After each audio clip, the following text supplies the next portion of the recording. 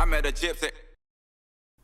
So you got a crazy story of when you did decide to transition into the enduro world. You basically, like you said, you went to, was Erzberg kind of like your first big race that you went to?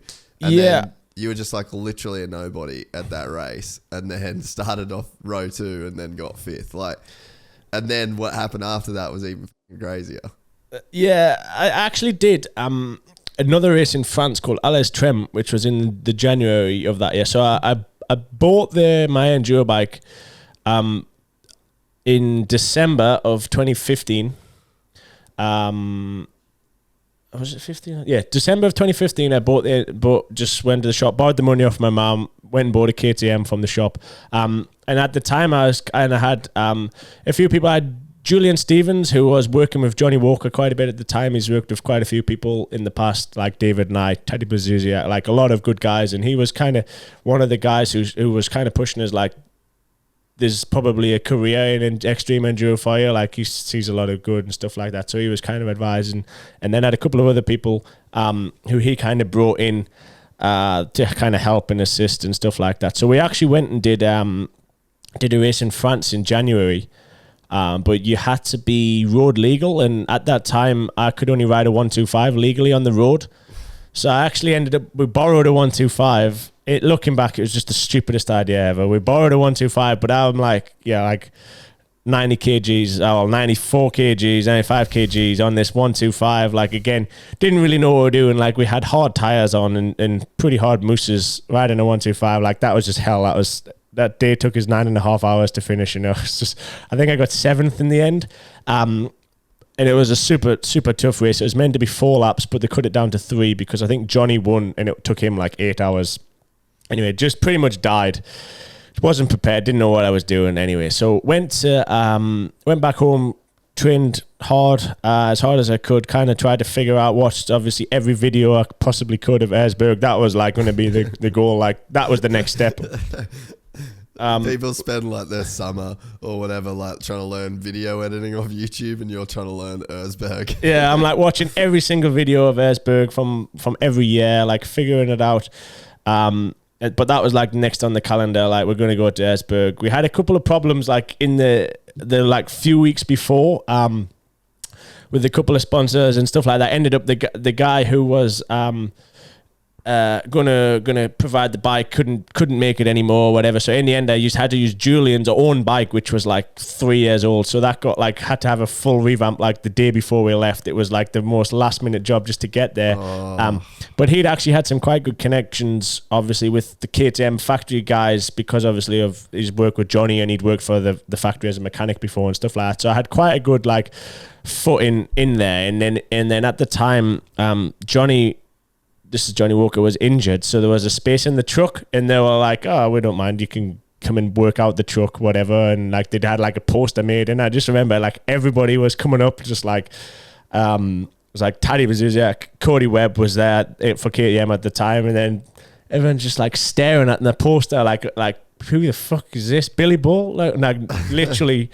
Nobody had a single clue who I was. It was brilliant. But like just this kid, I've been riding an enduro bike a couple of months, and I'm just like the most stoked kid ever. Like my bike's in the truck of like the Rebel KTM truck. I'm just like, what is going on? I'm at this gigantic iron mine in Austria, like trying to walk the track. And I did like that whole week. I worked so hard to try and like walk the track and figure it out. And like Erzberg's a bit strange. It's quite, everyone's kind of like super secretive about where they're going to walk and stuff like that. And the organizers are pretty secretive about marking the track out. Like they try and leave the track as late as possible to put the arrows in so you don't know exactly where it goes.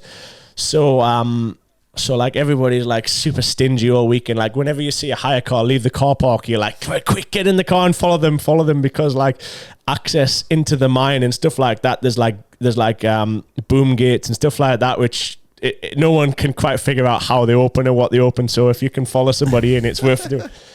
So I remember like the whole week I'm like super alert, super active. Like whenever I seen Graham or someone like that leaving, I'm just like running over to him. Can I come with you? Like just literally doing everything I can to figure it out. And yeah, qualified the first day, I think like 20th, so that's comfortably like on the front row, no problems, and I was pretty comfortable, pretty confident. I actually wasn't even going to take the second day's qualifying run, but in the end we said, the KTM boss said, no, everyone in the truck has to do the second day for like Mark Mead, so it looks good for the company or whatever. And so which I get, which makes sense, but at that point the track gets so rough the second day for qualifying, like it's unheard of that anyone goes faster. So like I set off, I hit this puddle of water which just completely submerged me and everything. My bike ended up dying. I had to take my air filter out, squeeze it, and then to get the bike to start again. So like my time was gone.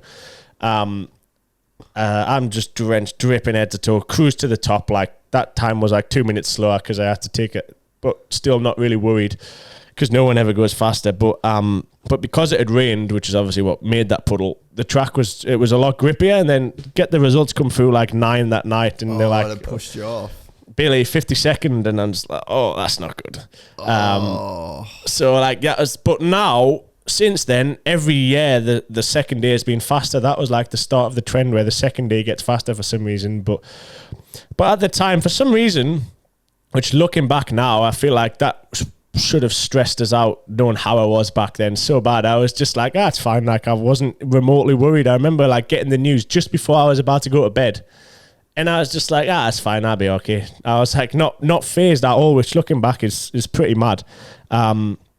So yeah, started from the second row and just went like an absolute madman for like the first 15 minutes. I'd love to have had a GoPro, and I was just like smashing people out the way, left, right, and center. Like it was just, that day was just, I just, for some reason, it was like, right, this is it. This is like the day to show. Felt like your shot. Yeah, it was kind of like an audition, I guess, in a way. Like, this is it. Just the factory's obviously watching. I've been under the truck. I'm like having dinner with like the bosses of KTM and Husky and all of that kind of stuff. Like, doing my best to like come across like a nice, presentable young lad. Like, they know, like I'm worth investing in or whatever. And I just, I was just like on a mission from the start. Smashing people out the way. Like I need to get in, like just taking literally no prisoners. Okay. And it was going really good. I got, obviously from 50th into like 20th, 10th, whatever. Got into about 5th. And then I was in 4th, and then my chain came off and wrapped around the front sprocket and got stuck. And like I was wounded. I was like in 4th, making good ground to catch. I think Graham won it that year by a mile. And then I think it was Alfredo Gomez and Cody Webb 2nd and 3rd. And I was like making ground, catching them. Like, you never know. I think probably would have just come short of the podium. I would have been tight for 3rd. But yeah, my chain came off and like completely wrapped around the front sprocket. Like I've got like whatever I could find around the mine, trying to free it off. Got like crowbars in there, whatever else. And then was completely stuck. And if I'd have known that, what I know now, like I was actually like just about literally 50 meters away from where the service point was earlier in the race, but the vans have to stay there the whole race. I was literally a 2-minute run from like the mechanics, but in the end, Dad was like fucking around for ages, trying to free it off. And then like everyone was like watching on the live stream, because it wasn't even on a difficult section, so there was like no TV cameras, nothing. In the end, news had got through, and then one of the mechanics was looking for us, and luckily he bought the tools to take the swinging arm out. I had to do it all myself because it was no help zone. So I like got the swinging arm out. I'm so pumped up at this point, like my arms are going mad. I've got like, I had some tools with us, but obviously not to do that. So I've got like my bum bag spread out everywhere. I'm so pumped up. It's like 3/4 of the way through the race anyway, like just panicking so bad because everyone was coming past us and like just fucking knocking my bike as they rode past. And I think I dropped back to 9th. Anyway, got the chain free, swinging on back in. Set off again. There was two difficult sections left. There was Dynamite and Lazy Noon. And yeah, just started passing a few people. I think I'd passed 2 people in Dynamite, and then Taddy, Wade. Everyone was stuck on Lazy Noon pretty much.